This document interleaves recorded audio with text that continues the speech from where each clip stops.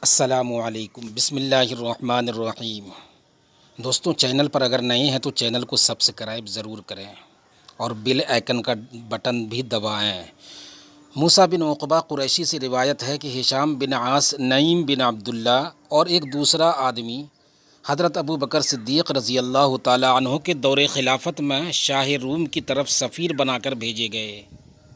کہتے ہیں ہم جبلہ بن اہم ایک عیسائی سردار کے پاس پہنچے۔ وہ دمشق سے باہر باغ میں رہتا تھا۔ اس نے سیاہ کپڑے پہن رکھے تھے اور آس پاس کی ہر چیز سیاہ رنگ کی تھی۔ ہم میں سے ایک ساتھی نے کہا، ہشام، اس سے بات کرو۔ ہشام نے اس سے بات کی اور اللہ تعالیٰ کی طرف بلایا اور پھر پوچھا، یہ سیاہ کپڑے کیا ہیں؟ اس نے کہا، میں نے انہیں بطور نظر پہنا ہے اور جب تک میں تم مسلمانوں کو سارے شام سے نکال نہیں دیتا انہیں نہیں اتاروں گا۔ ہم نے کہا، قسم بخدا، ہم تجھ سے اور تیرے بادشاہ سے یہ ملک چھین کر رہیں گے انشاءاللہ۔ ہمیں ہمارے نبی صلی اللہ علیہ وسلم نے اس کی بشارت دی ہوئی ہے۔ کہنے لگا، پھر تو تم سامری قوم ہو جن کے بعض عقائد یہود سے ملتے ہیں اور بعض نہیں، مگر تم سامری نہیں ہو سکتے۔ ہم نے کہا، سامری کون ہوتے ہیں؟ کہنے والا، جو دن کو روزہ رکھتے ہیں اور رات کو عبادت کرتے ہیں۔ ہم نے کہا، ہم ایسا ہی کرتے ہیں بخدا۔ اس نے سوال کیا، تمہارا روزہ کیسے ہوتا ہے؟ ہم نے اپنے روزے کے متعلق بتایا۔ کہنے لگا، تمہاری نماز کیسی ہوتی ہے؟ ہم نے نماز کا طریقہ بھی بتلایا۔ اللہ جانتا ہے۔ یہ سنتے ہی اس کا چہرہ پھٹے سے جل بھن کر نکلنے والی اینٹ کی طرح سیاہ ہو گیا۔ کہنے لگا، اب تم چلے جاؤ، اور اس نے حکم دیا کہ انہیں بادشاہ کے پاس لے جایا جائے۔ ہم چلے۔ شہر کے دروازے پر ہمیں ایلچی ملا۔ کہنے لگا، اگر تم چاہو تو تمہارے لیے کھچر یا گھوڑے لے آئیں۔ ہم نے کہا، ہم اسی حالت میں جائیں گے۔ اس نے بادشاہ کو پیغام بھجوایا کہ یہ لوگ نہیں مان رہے ہیں۔ اس نے جواب دیا، انہیں یوں ہی آنے دو۔ چنانچہ ہم عمامے باندھے، تلواریں حمائل کیے، اونٹوں پر بیٹھے اندر داخل ہو گئے۔ جب ہم فرما روائے روم کے دروازے پر پہنچے تو وہ ایک بلند بالکونی میں بیٹھا ہوا ہمیں دیکھ رہا تھا۔ ہم نے اپنے سر اٹھا کر کہا، لا الہ الا اللہ۔ اللہ جانتا، ہمارے آواز سے اس کی بالکونی یوں تھر تھرا اٹھی جیسے تیز ہوا میں کھجور کا درخت لہراتا ہے۔ اس نے ہمیں پیغام بھجوایا کہ اس طرح مجھ پر اپنے دین کو ظاہر کرنے کا تمہیں حق نہیں۔ پھر ہمیں اندر بلایا گیا۔ ہم داخل ہوئے تو شاہ روم چھت تک بلند ایک تخت پر بیٹھا تھا۔ اس نے سرخ کپڑے پہن رکھے تھے اور آس پاس کی ہر چیز سرخ تھی۔ سرداران روم بھی اس کے پاس موجود تھے۔ اس نے چاہا کہ ہم سے اپنے نمائندے کے ذریعے گفتگو کرے۔ ہم نے کہا، ہم نمائندے سے بات نہیں کریں گے۔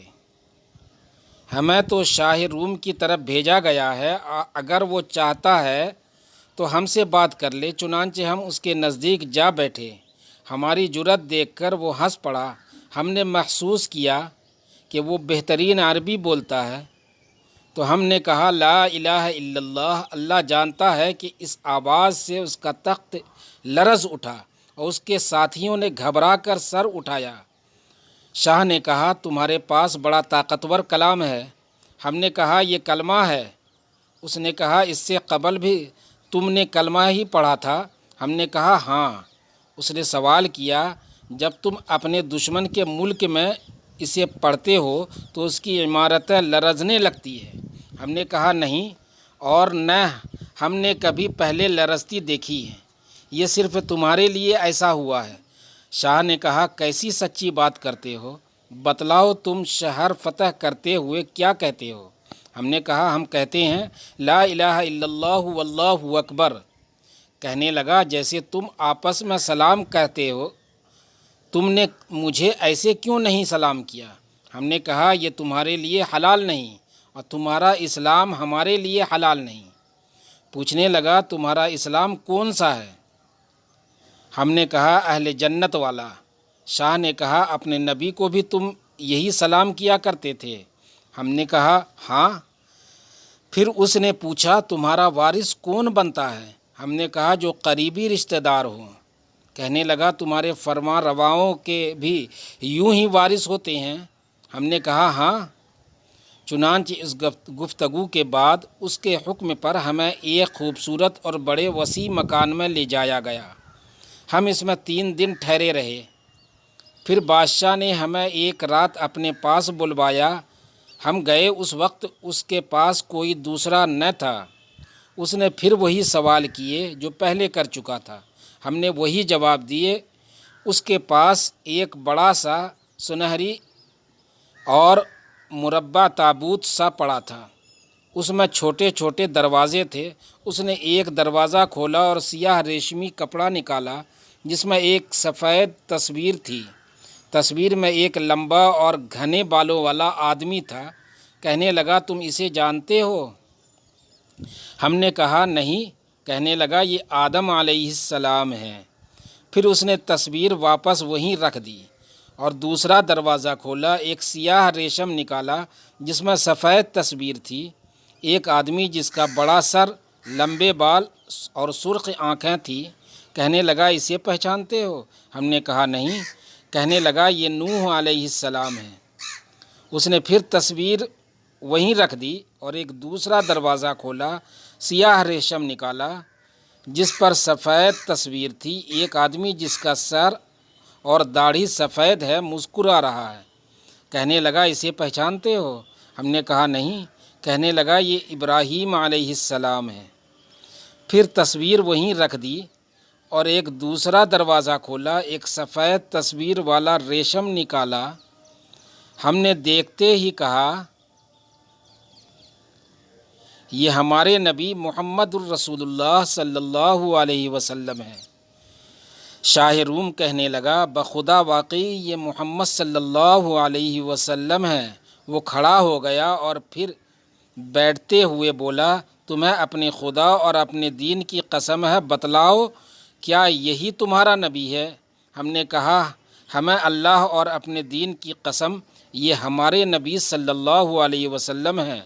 ہم انہیں یوں دیکھ رہے ہیں جیسے ان کی حیات ظاہری میں دیکھا کرتے تھے۔ کہنے لگا میں نے یہ تصویر آخری دروازے میں رکھی تھی مگر اس لیے جلدی نکال لی تاکہ تم سے اس بارے میں پوچھ سکوں۔ پھر اس نے وہ تصویر اپنی جگہ پر رکھ دی۔ پھر ایک اور دروازہ کھولا، ایک سفید تصویر والا سیاہ کپڑا نکالا۔ تصویر میں آدمی تھا جس کے ہونٹ کھلے ہوئے، آنکھیں گہری اور دانت جڑے ہوئے اور داڑھی گھنی تھی، مسکرا رہا تھا۔ شاہ روم کہنے لگا اسے پہچانتے ہو؟ ہم نے کہا نہیں۔ بولا یہ موسیٰ علیہ السلام ہے۔ تصویر میں ایک اور آدمی بھی تھا جس کی شکل بھی ویسی ہی تھی مگر آنکھیں اور سر ذرا گول تھا۔ شاہ نے کہا یہ حضرت ہارون علیہ السلام ہیں۔ پھر اس نے وہ تصویر اب اس نے ایک اور دروازہ کھولا اور سفید تصویر والا سیاہ کپڑا نکالا۔ تصویر میں ایک آدمی تھا، گھوڑے پر سوار، لمبے پاؤں اور چھوٹی کمر۔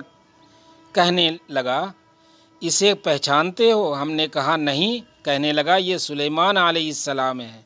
پھر تصویر وہیں رکھ دی۔ پھر اس نے اور دروازہ کھولا اور سفید تصویر والا سیاہ کپڑا نکالا۔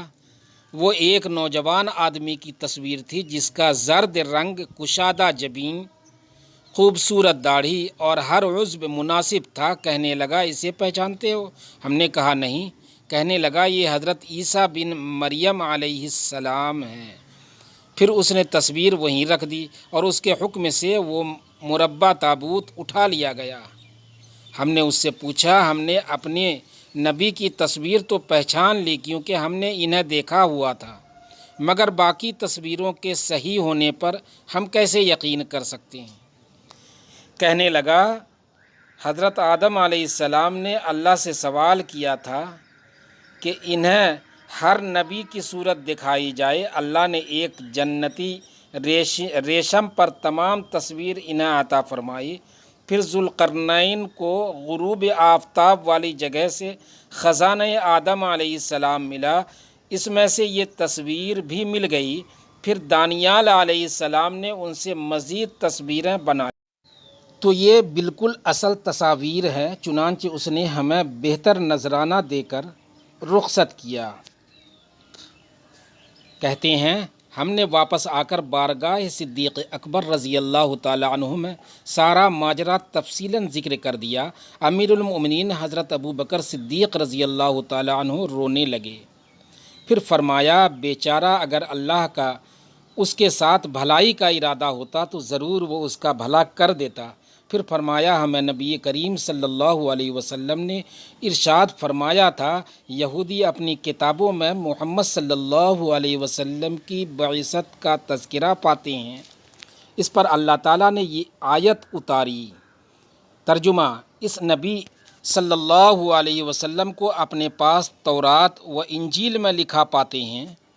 دوستوں چینل پر اگر نئے ہیں تو چینل کو سبسکرائب کریں، بیل آئیکن کے بٹن کو دبانا نہ بھولیں۔ شکریہ۔